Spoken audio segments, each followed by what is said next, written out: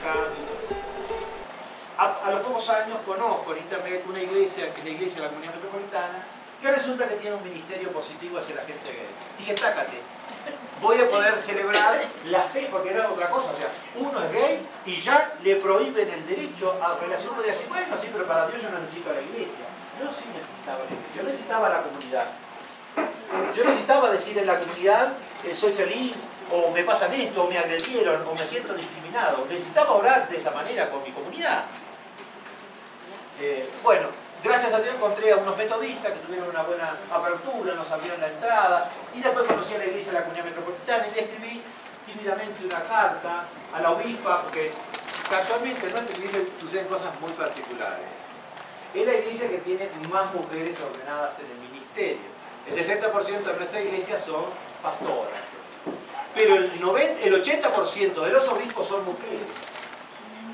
Y la autoridad máxima de la iglesia, la autoridad ejecutiva máxima, que se eligen democráticamente, obviamente, es una mujer, es la moderadora, la reverenda Nancy Tolosa, que estamos en una iglesia atípica, comandada por mujeres, y la considerada la Biblia de estudio. Quise conseguir una Biblia de Jerusalén, pero no la tengo, que es la versión más similar pero católica, pero traje una versión popular.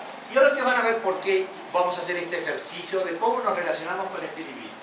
Porque este librito puede servirnos para abrirnos la mirada, la esperanza y abrirnos al mundo con alegría, o puede ser una pedrada que me arranque un ojo, un pedazo de oreja o me deje sin un seno. Se juran amistad. Después que David terminó de hablar con Saúl, Jonatán se hizo muy amigo de David y llegó a quererlo como a sí mismo. Saúl, por su parte, aquel mismo día lo tomó a su servicio y no lo dejó volver a casa de su padre. Y Jonatán y David se juraron eterna amistad, porque Jonatán quería a David como a sí mismo. Además, Jonatán se quitó la capa y la túnica que llevaba puestas se las dio a David, junto con su espada, su arco y sus escudos. Muchas gracias. Terminó de hablar con Saúl, Jonatán simpatizó con David y comenzó a quererlo como a sí mismo. Ese día Saúl guardó a David en su casa y no le permitió regresar donde su padre. Entonces Jonatán hizo un pacto con David porque lo quería como a sí mismo. Jonatán se despojó del manto que llevaba y se lo dio a David, y también le dio su propia armadura, y así como su espada, su arco y su cinturón. ¿Hay alguna diferencia entre la primera y la segunda? A ver, léete el versículo 1. Después que David terminó de hablar con Saúl, Jonatán se hizo muy amigo de David. Ahí, hasta ahí. A ver, lee tu primera. Cuando David terminó de hablar con Saúl, Jonatán simpatizó con David y comenzó... Bueno, ¿cómo es? ¿Se hizo muy amigo o simpatizó? ¿Qué quiere decir? ¿Se hizo muy amigo o simpatizó? Aconteció que cuando él hubo acabado de hablar con Saúl, el alma de Jonatán quedó ligada con la de David y lo amó Jonatán como a sí mismo.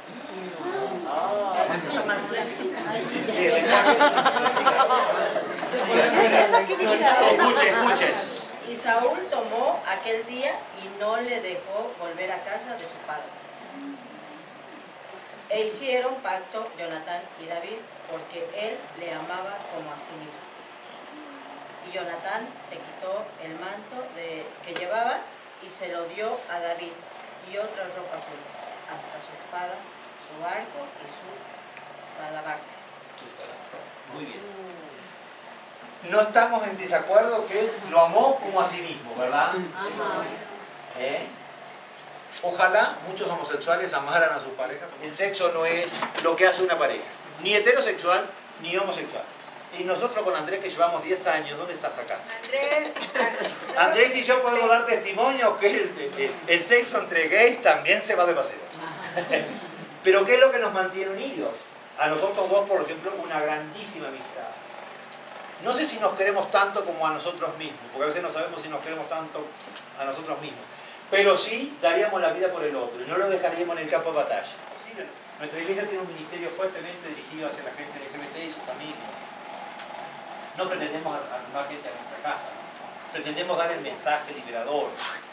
nos unimos hacia horizonte de sentido de un Dios que quiere, o de un creador, o de la energía pura, no sé, interprétenlo como quieran, que quiere lo mejor para el ser humano, quiere que sea plenamente ser humano.